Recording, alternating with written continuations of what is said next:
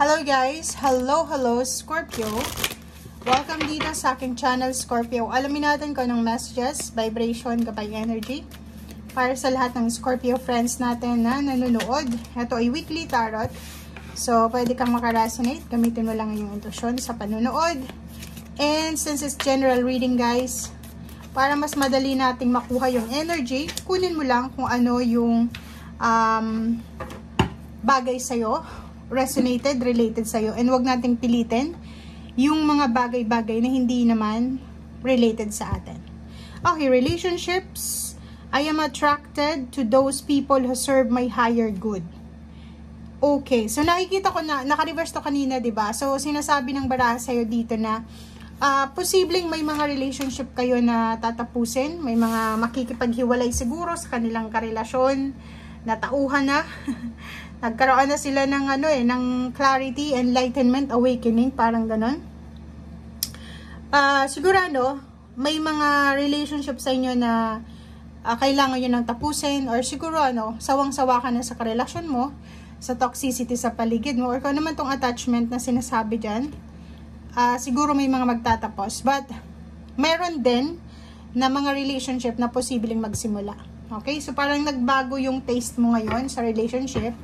So, since Valentine's Day week, parang yun ang nakikita natin na focus yung baraha nyo sa puso nyo.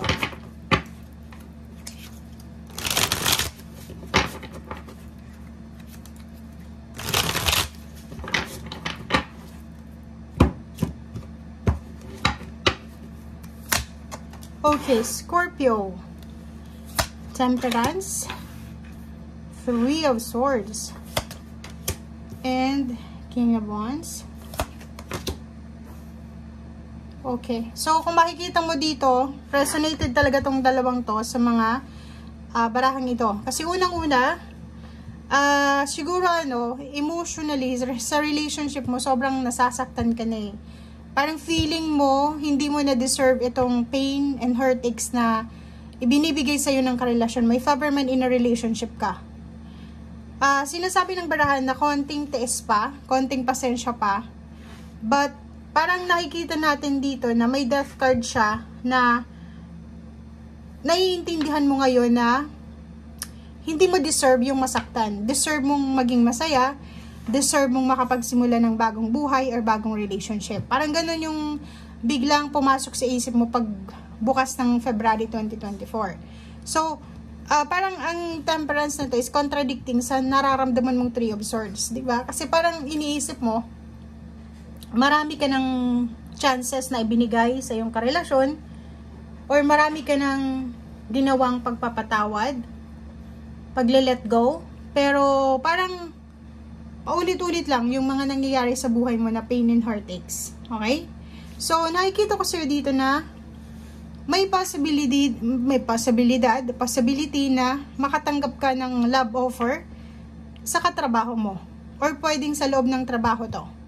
So, for example, kakapasok mo pa lang sa isang company or sa isang work, babae ka or lalaki, wala namang gender na sinasabi, posibleng may isang tao na mag-offer sa'yo ng relationship kahit na alam niya na may asawa ka, or kahit alam niya na may karelasyon ka.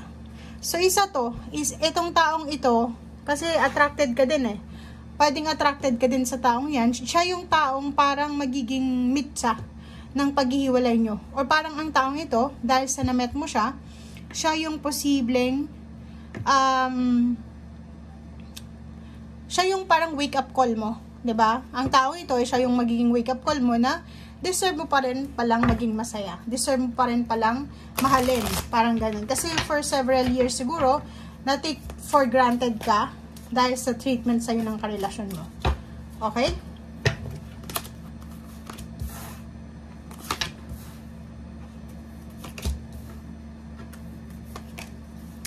Okay.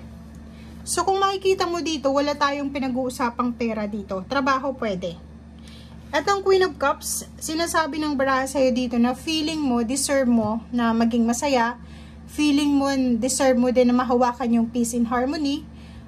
Yung talagang sobra-sobrang kaligayahan, yung totoong kaligayahan na wala kang parang tinatago. Parang yun yung feeling mong deserve mo. And sa linggong ito, sinasabi ng barahan na nangangailangan ka ng sobra-sobrang oras para sa sarili mo, para makapag-meditate ka, makapag-contemplate, para makapag-isip kung tama ba tong ginagawa mo, or tama ba tong naiisip mo, or tama ba tong decision making na gagawin mo. Ace of Wands and Prince of Wands, nakikita ko sa iyo yung sobra kang in love ngayon.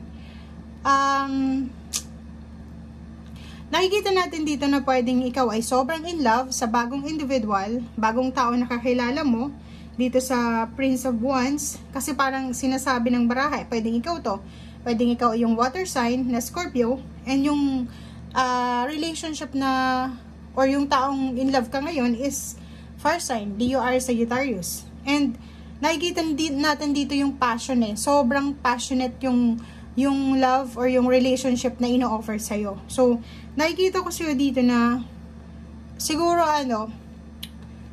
yun, papasukin mo yung relationship na ito na kahit alam mo na bawal ito. Siguro madadala ka sa tukso, kasi feeling ko tukso to. Okay? Kung makikita mo parang tukso yan sa loob ng trabaho, or yung iba sa inyo dyan, alam nyo na mali yung ginagawa nyo. Pero since nag-aim kayo ng peaceful and harmonious na love life, gusto nyong maranasan yung mahalin, gusto nyong maranasan yung mahawakan naman yung peace and harmony, gagawin nyo yan. Judgment. Sabi ko sa'yo decision making to. The devil, kita mo? Sa temptation siya. And the world card. It's a confirmation, guys. Scorpio, kung makikita mo, isang decision making regarding relationship ang posibleng pagsisisihan mo. So, kung ikaw ay kasal, kung ikaw ay in a relationship like may live-in partner, may karelasyon, if hindi ka na masaya sa kasalukuyan mong relationship, tapos may bagong dumating para mag-offer sa iyo ng sobrang nakakakilig na love life, kailangan mo munang tapusin kung ano yung current na situation or relationship mo ngayon, para walang specific na karma, bad karma, na biglang mag-bounce back sa'yo.